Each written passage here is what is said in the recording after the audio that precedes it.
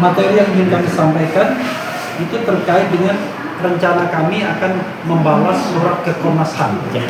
Jadi beberapa waktu yang lalu kami beraudiensi mendatangi Komnas HAM untuk melaporkan dugaan pelanggaran hak asasi manusia dalam proses penanganan di mana Mas Roy, kasus di mana perkara di mana Mas Roy dan Dr. Tifa menjadi tersangka. Waktu itu masih ada Rismon, tapi Rismon tidak menjadi bagian dari mandat kami lagi sekarang.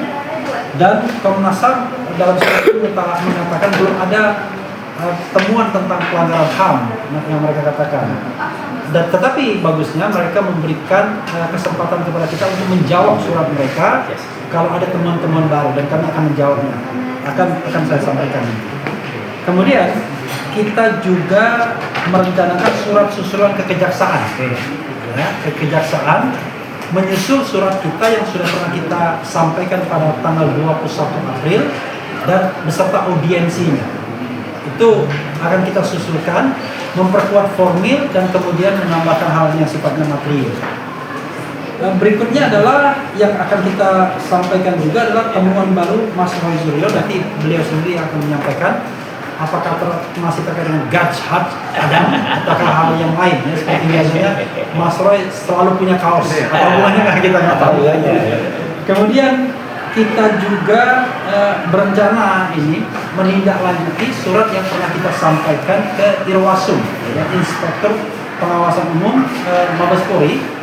Apakah kemudian nanti kita akan rencanakan kita mau ke Kompolnas, apakah nanti kita ke Ombudsman, apakah kita ingin beraudiensi, nanti biarlah akan disampaikan oleh Pak Al-Ghaziri ya, sebagai sebuah tindak lanjut.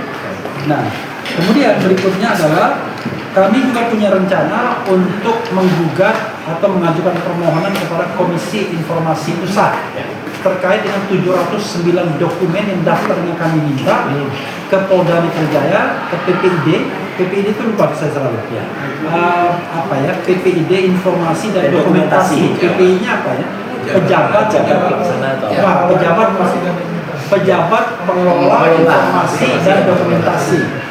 Itu 709 itu kami cuma minta daftarnya saja yang dijadikan alasan untuk mengesampingkan Mas Roy dan Dr. Tifa, tetapi ditolak oleh PPID Polda Metro Jaya, dan ketika kami sampaikan komplain sesuai dengan mekanisme undang-undang ke atasannya juga menolak karena dianggap itu bagian dari proses penyidikan. Tetapi kita akan lihat apakah betul demikian, makanya kami akan ajukan permohonan ke KIP paling lambat nanti awal bulan.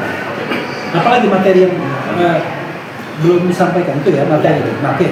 Pertama mengenai surat ke Komnas HAM. Begini, kalau kami mendengarai bahwa pelanggaran hak asasi manusia itu sudah terjadi, yaitu pelanggaran setidak-tidaknya pelanggaran terhadap hak atas kepastian hukum yang diatur di dalam pasal 28 Undang-Undang Dasar 1945. Apa saja?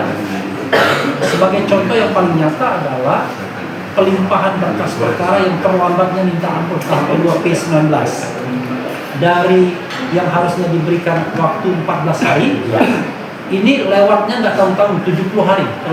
Kami menghitung kalau misalnya surat itu tanggal 21 April saja belum sampai diadministrasikan ke Kejaksaan Tinggi DKI, maka kami berasumsi let's say tanggal 22 dia terima.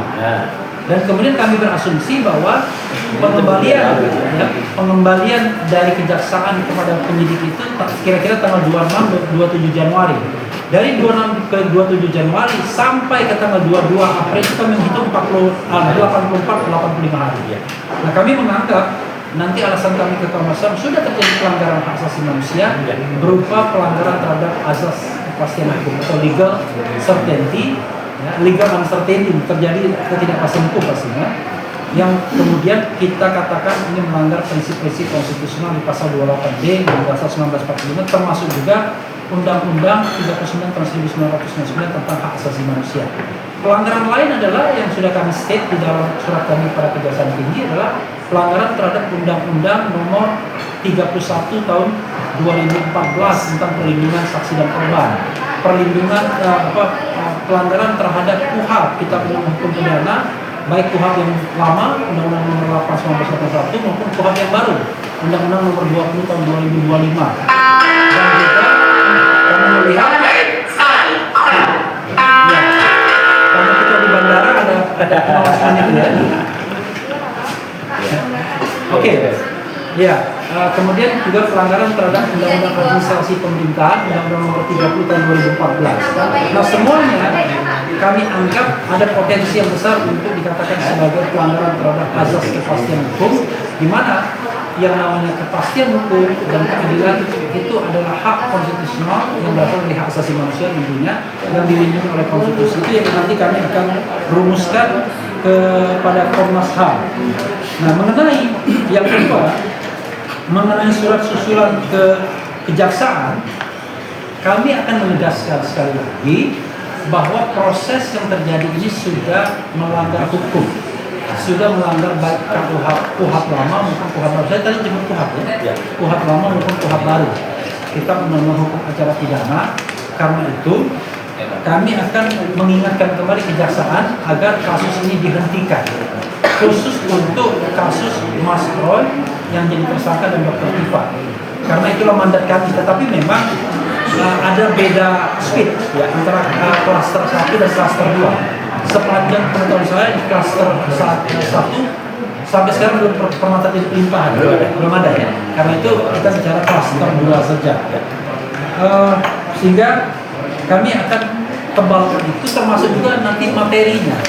Materi-materi yang terkait dengan pasal-pasal yang disangkakan itu akan kami sampaikan kepada kejaksaan secara resmi, karena sebelumnya kami hanya menyampaikan hal-hal yang sifatnya formil dan hal-hal yang sifatnya material tidak tertulis tapi lisan. Tapi nanti akan kami sampaikan secara tertulis bahwa secara formil dan material sudah terjadi pelanggaran dan kami ingin kasus ini dihentikan. Sekali lagi, kasus ini dihentikan bukan karena kita minta RJ atau restoratif justice, tetapi karena kita melihat ini sudah melanggar hukum dan demi hukum seharusnya kasus ini dihentikan. Bagaimana dengan nasib pembuktian ijazah Jokowi? Kalau ada pertanyaan akan saya jawab. Ya. Oke. Kemudian apa lagi tadi? Cukup ya? Oke. Nah, untuk mempertajam, kami akan memberikan kesempatan kepada Pak Didit ya, sebagai ahli yang pernah diajukan oleh Mas Roy untuk menyampaikan soal yang sifatnya material tadi. Selain punya perspektif pelanggaran HAM, ini juga punya perspektif pelanggaran terhadap proses hukum yang sedang ditangani penyidik Polda Metro Jaya dan sekarang bolanya ada di kejaksaan. Itu akan kita sampaikan. Tapi sebelumnya